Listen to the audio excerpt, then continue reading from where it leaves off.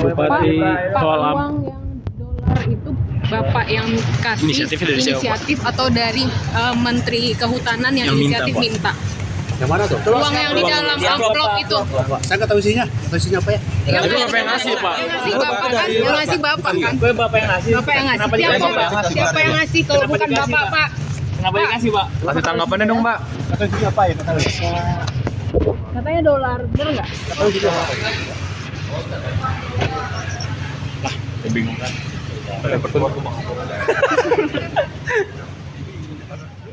Ketua Komisi 11 DPR RI Muhammad Misbakun menyatakan proses demutualisasi Bursa Efek Indonesia kini menunggu terbitnya peraturan Otoritas Jasa Keuangan. Pemirsa, Ketua Komisi 11 DPR RI Muhammad Misbakun menyatakan proses demutualisasi Bursa Efek Indonesia kini menunggu terbitnya peraturan Otoritas Jasa Keuangan. Sementara itu OJK menyebut 3 lembaga negara yang diberi ruang untuk masuk dalam struktur kepemilikan bursa nantinya yaitu Bank Indonesia, Kementerian Keuangan, dan Danantara.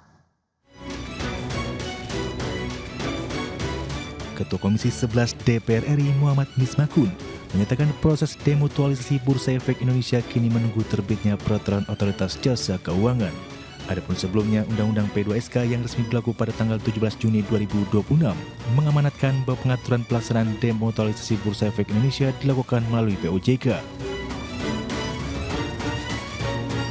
Kepala Eksekutif Pengawas Pasar Modal, Keuangan Derivatif dan Bursa Karbon OJK Hasan Fauzi menjelaskan, sebelumnya aturan mengenai demutualisasi Bursa Efek Indonesia direncanakan melalui peraturan pemerintah yang disusun oleh Kementerian Keuangan. Namun dengan perubahan regulasi, pengaturannya kini dilakukan langsung melalui POJK. Selain itu, OJK juga tengah merumuskan ketentuan mengenai pembatasan kepemilikan saham agar tidak ada satu pihak yang mendominasi kepemilikan mayoritas di Bursa Efek Indonesia. Sementara itu, Ketua Dewan Komisioner OJK Frederika Widyasari Dewi menyampaikan bahwa penyusunan POJK demutualisasi bursa merupakan salah satu inisiatif kebijakan baru yang tengah dikebut oleh Otoritas Pengawas Pasar Modal. Ia juga menyebut Undang-Undang P2SK terbaru secara eksplisit menyebutkan 3 lembaga negara yang diberi ruang untuk masuk dalam struktur kepemilikan bursa nantinya, yaitu Bank Indonesia, Kementerian Keuangan, dan Danantara. Berbagai sumber untuk iDiactional. Pemirsa, jumlah warga Amerika Serikat yang mengajukan klaim baru tunjangan pengangguran turun pada pekan lalu. Kondisi ini menunjukkan pasar tenaga kerja masih relatif stabil, meski laju perekrutan dan pemutusan hubungan kerja atau PHK berlangsung melambat. Departemen Tenaga Kerja melaporkan klaim awal tunjangan pengangguran turun 8.000 menjadi 208.000 yang telah disesuaikan secara musiman pada pekan yang berakhir 11 Juli. Penurunan ini terjadi setelah jumlah klaim sempat melonjak pada akhir Mei dan tetap berada di level tinggi hingga pertengahan Juni. Kini klaim kembali ke kisaran yang menurut ekonom mencerminkan kondisi pasar tenaga kerja dengan pola slow hire, slow fire, yakni perekrutan maupun PHK sama-sama berlangsung secara lambat. Data tersebut memperkuat pandangan bahwa pasar tenaga kerja Amerika Serikat masih bertahan dalam kondisi stabil meski aktivitas perekrutan belum kembali meningkat secara signifikan. Stabilnya pasar kerja menjadi salah satu faktor yang terus dipantau The Federal Reserve dalam menentukan arah kebijakan suku bunga ke depan.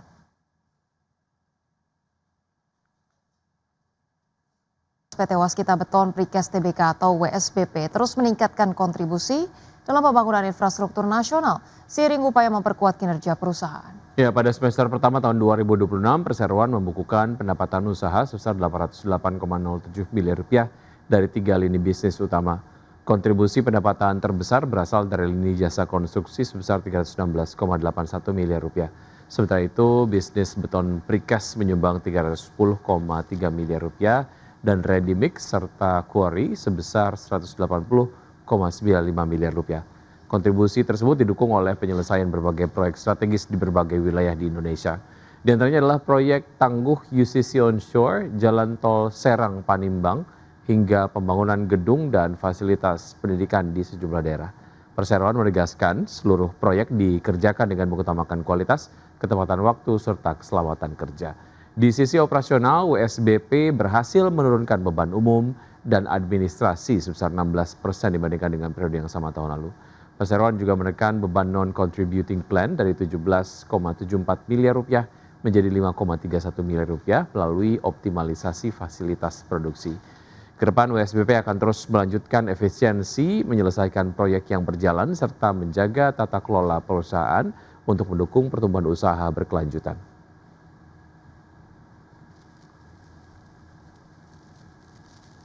PT Jababeka Tbk tetap optimistis mencapai target marketing sales sebesar 3,75 triliun rupiah sepanjang 2026 meskipun kondisi ekonomi global masih dibayangi ketidakpastian. Perseroan meyakini kuatnya pipeline calon investor serta tingginya minat terhadap kawasan industri Kendal akan menjadi pendorong utama pencapaian target tersebut. Corporate Secretary PT Jababeka Tbk Mulyadi Suganda mengatakan hingga kuartal 1 2026 marketing sales telah mencapai sekitar 540 miliar rupiah atau sekitar 14% dari target tahunan. Adapun sebagian besar target marketing sales tahun ini diperkirakan berasal dari kawasan industri Kendal dengan kontribusi sekitar 2,5 triliun rupiah, sedangkan sisanya berasal dari kawasan industri Jababeka di Cikarang. Dari sisi permintaan lahan masih didominasi investor asing, terutama dari China dan sejumlah negara Asia lainnya. Sektor yang paling aktif meliputi consumer goods, tekstil, pusat data, baterai hingga industri bahan bangunan.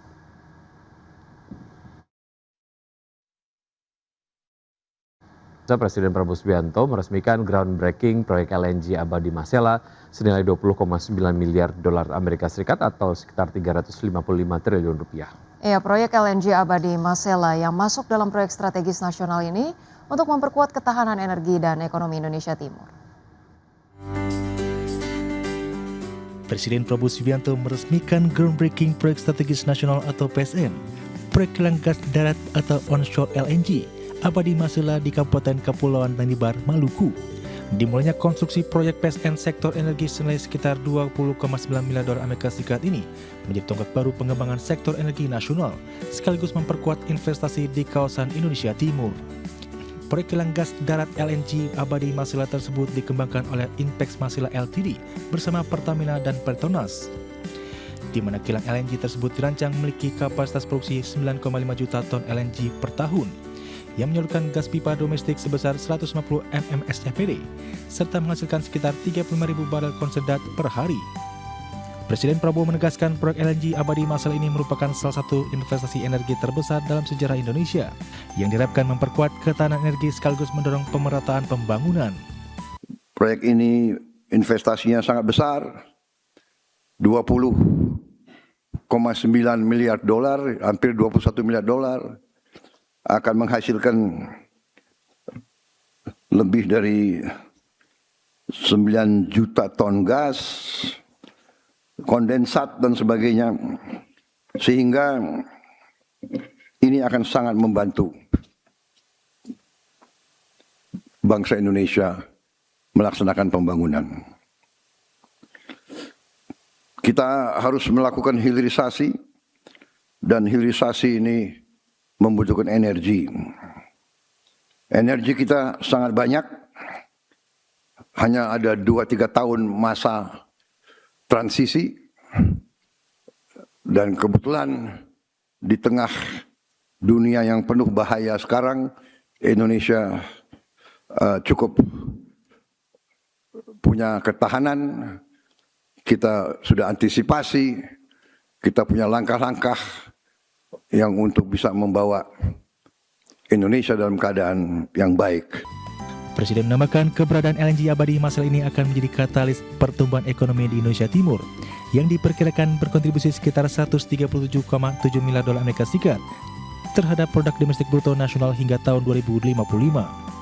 Selain itu, proyek LNG Abadi Masela ini juga akan mendorong tumbuhnya industri pendukung, memperluas peluang usaha bagi UMKM serta membuka kesempatan kerja yang luas dengan mengutamakan tenaga kerja lokal dari Maluku dan Kabupaten Kepulauan Tanimbar. Tim Liputan ID Action.